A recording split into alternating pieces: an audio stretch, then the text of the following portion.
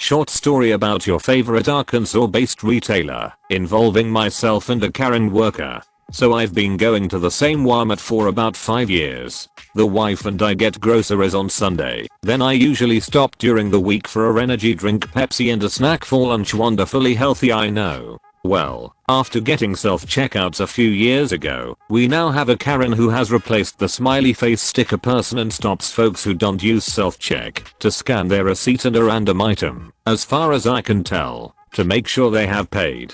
For reference, she stands about 10 feet directly in front of the self-check area and always stops me after I use self-check, which is basically infuriating because 1, I never see anyone else get stopped from self-check. 2, she watches me wait and pay for my stuff. 3, I only ever have 2 to 3 items in one hand and a receipt in the other. No bag. So it's like Sherlock level logic to figure out what's going on. So I hatched a brilliant plan to hand her my receipt and keep walking. At first she looked confused and I would say things like, "Have a great day," and smile while she's chasing me down with a receipt for $3.23 for a low carb Monster and bag of chips, to which I would reply I don't need it and not take the receipt from her. This went on for about a good 2-month period until she realized if she did so much as acknowledge my existence, she would be left with a receipt to dispose of. As funny as this is, it gets better. Last Sunday, my wife and I got a bunch of stuff and went through a regular line at this Walmart.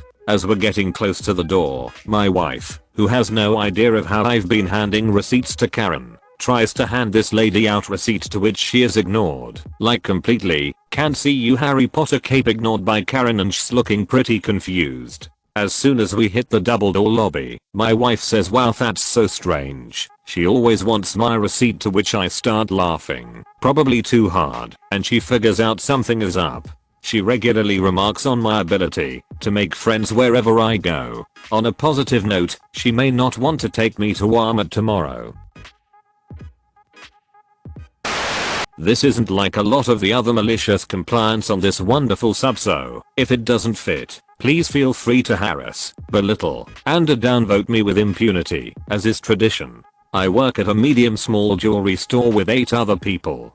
Today, my boss tried pulling one of his typical power moves by loudly berating me in front of my coworkers and customers. It didn't work out well for him. As a Goldsmith, my job is to create, repair, renew, and adjust various items to customer specifications. Even though I've been in the industry for about 20 years, I'll be the first to admit to my limitations. I don't know everything, and I need help sometimes. Unfortunately, my boss is a bit of an alpha and feels the need to assert dominance in the most petty ways. One of his favorite methods of demeaning people at work is to loudly declare how easy a repair is and how little time it would take him.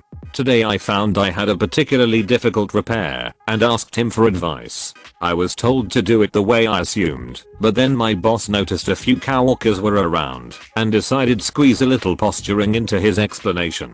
"Boss, and you just reinforce the link by the clasp before running the first axle through. I know it's damaged, but it'll work just fine. And now that he sees he has an audience, I don't know why you're even asking. This job would only take me 10 minutes. 10 minutes. Now I knew I was going to be working on this bracelet for at least twice that time, because it required 4 cuts, 4 soldiers, 4 drilled holes, 2 pins, an acid soak, filing, polishing, and an ultrasonic bath. His intention was 4 people to see it took me much longer than 10 minutes and assume I was slacking or inexperienced. The store was quiet when I answered. "Asphalt somersaults, really?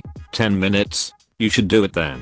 I'd love to learn how to be as good as you. Boss up, you should know this. I'm not going to pay to teach you what you should already know. So quiet now. Everyone's listening." Even the sales girls and customers went silent to hear the rest of the exchange. "Asphalt somersaults, of course. I wouldn't expect you to. I'm willing to forfeit an hour of pay to learn how to do this so quickly. I'll still work after the 10 minutes. Boss, I'm actually very busy, Anne. Asphalt somersaults, I'll pay you 2 hours of my wages to teach me for 10 minutes. Earlier, you spent 20 minutes lecturing a coworker on the housing market in our city, so surely you can find 10 minutes to complete this repair while I watch and learn, right? The job isn't due until tomorrow." I'll stay late with everyone. We can even bring in the other Goldsmiths to learn on my dime.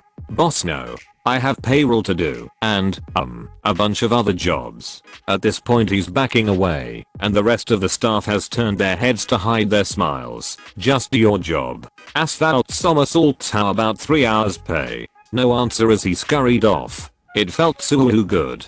Job ended up taking about a half hour spread through the day. He avoided me until I finished. For each client, besides the primary account manager and secondary account manager, at least 2 supports were allocated, so that one can shoulder the workload of the other in case someone has to take their leave. On a specific client, let's say Potato Corp, my partner was an obnoxious Karen in the making.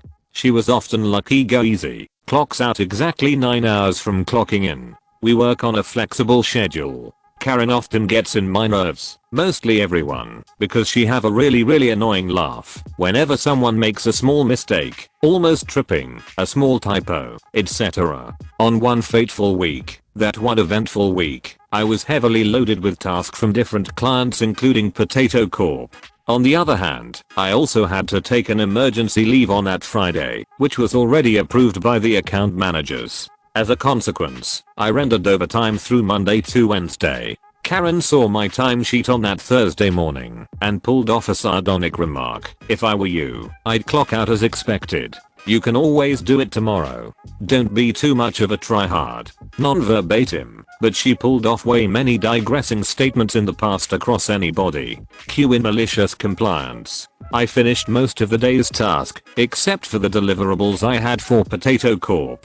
The client required strenuous effort. It was our favorite due to the ad hoc tasks it usually throws out of the blue. Since I arrived earlier than Karen that day, my whole 9-hour clock ended earlier than her. Tab it out exactly as expected. Before I clocked out, I left an email containing the designated tasks for the coming day. Standard operating procedure for foreseen leaves. Besides the tasks I left her, I gave her a sardonic smile as I apologized leaving her all those tasks for Friday before I leave. The following week, I learned how I really fed up Karen's Friday night out. If she only learned to mind her own business, I cold rendered extra time to cover up the tasks for her. PS I can't stress enough how I hated that week. Karen took the spite. For those who missed the previous post, I used to work as a crew member for gigs, sometimes at Wembley Stadium, London, and one particular time, 1999, we are helping the set designer with his massive set, and they keep us on for a few gigs. Most load-ins for a gig, getting the stage up, the set, lighting, sound etc. take a few days, but because of the roof on Wembley and the fact there was a lot of pyro on this set it would take a week. We all have our AAA passes, getting everything ready for the load-in, ramps all set, and we get told that trucks are going to be delayed, but to not set up the barriers again for where they are parked. We get to lie around chatting shit to each other waiting for the trucks. We say hello to the security guys, and bring them cups of tea every now and then. We're all cool and just enjoying doing nothing, and getting paid for it. Then there is a shift change on the security and Robbo security pulls up in his tricked out car. "Who are you lot?" he asks, and a forest of AAAs appear and are waved. "What are you doing waiting here?" I'm supervising the very hard work of DOSing. So I say, "Alright mate, we are just waiting for the load-in, but the trucks are delayed." He then replies, "I'm not your mate, I'm here to look after the security for backstage."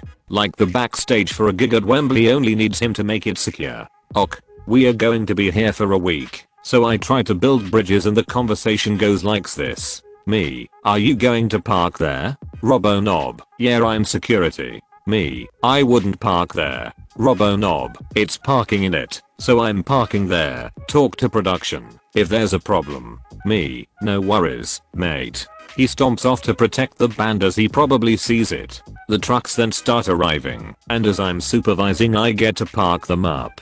They arrive in aids, as there are 38 containers coming, and they drop the trailer and the cab goes off to get another. I'm asked about the car parked in the middle of the parking area for the trailers and I have to tell them that he's security and I've been told to take it up with production if there's an issue. An accord is reached without a word being said, and the trailers are distributed by how they are loaded in, but the first 4 all seem to be parked around Robbo Knob's car. We get all the trailers set and start the night long load in. A lot of it is just emptying the trailers and putting the flight cases where they need to be. So it gets to 6 AM in the morning and we've been going hard since 11 PM the night before.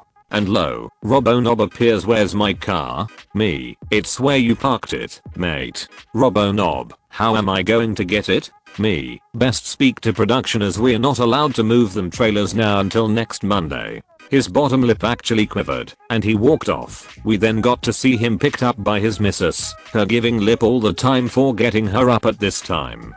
On to the next one. As in my previous post, this is about working at events such as gigs etc. But when I was a supervisor manager for an event security firm in the UK, I was chatting to a few of my old workmates and they reminded of this one. Our firm often hired us out as subcontracted staff for some events, and so we were working the Ricky Hatton vs Costa Zayu world title fight for another firm, who were paying quite a high hourly rate for the privilege of having all side door supervisor staff, bouncers. For most of the evening we were on the bars, and when the main event was on we were moved into the arena. I was put ringside with my mate, and, as we're both over 6 foot, after a while some punters asked if we could be moved as they'd paid $500 a seat and all they could see was us. This caused the supervisor great anguish and despair as we were supposed to stay on the position we were placed, and she couldn't move us at all. After the punters got fed up trying to explain their point, one of them strolled off and found the manager, who instantly brought us chairs and had us sit down, only standing up when the crowd stood, or at the end of the fight. Result: getting paid to watch a fight surrounded by people who'd paid $500 for it, although we couldn't drink. So the end of the fight comes around and the arena is cleared. However, me and my mate are not stood down from ringside. So I go the supervisor and the conversation goes a little something like this. Me: shouldn't we be stood down now? Supervisor: let's call her Karen. You'll stay here until I can say you can leave. Me: we're from our company and we're subcontracted. Do you think you should ask your manager? Karen: very loudly, who's the supervisor? I haven't said you can leave, and there's chairs to be cleared away. Me: okay, so you want me and my mate to start stacking chairs? Karen: yes, and you can get your other staff as well and help us until it's done. Me: of course. Is it okay if I go and get them? Karen: hurry up. So I walk away and pick the other staff. Too many buses of staff equals 34 staff made up of one ex-manager, me, at 27.90 per hour and 33 bouncers at 23 per hour. I don't want to be the arsehole, so when we're all back I try again to explain that we as subbies so cost a bit more than your average staff employed by them. Karen's attitude was such that our drivers both said, let's just do it and see what happens. I was worried about them as they'd be driving us back early in the morning. If they were okay, I was okay, so I gave up and we all merrily stacked chairs. This was about 11:30 PM. As the night progressed, other staff were stood down and went home. These were local staff who lived near the arena. We all came from about 70 miles away, however none of my guys grumbled, they just all carried on. 3:30 AM comes around and I'm shouted at. Arena manager: Beelzebub Scouser 19. WTF are you still doing here? Karen had obviously been waiting for him to appear and pipes up. He tried to get his staff off early, but I made them stay as I told them when to leave. Several of my guys, that's what we were told. Arena manager: Beelzebub Scouser 19. I'm so sorry mate. You'll have to stop now, and I understand if you invoice us up until now. Me: no worries. Arena manager: I'll do it up to 3 AM, is that okay? Arena manager: yeah thanks Beelzebub Scouser 19. Karen decides to have her say, but we haven't finished stacking the chairs. Arena manager, through gritted teeth: shut up and get to the office and phone up staff to come back to help. I'll be there in 5 minutes. We all got off, and I had to buy all my staff food on the way home as they'd worked over 8 hours without a break, and that went on the invoice as well. So Karen turned a $3,935 invoice into a $7,082 one, and that's not even taking into account the transport and food costs. Thank you for watching. If you enjoyed this video, a like and a comment would mean a lot in YouTube's world. Share with us if you would have done things differently, and don't forget to support the original authors with an upvote. Links are in the description. Peace out, and catch you tomorrow.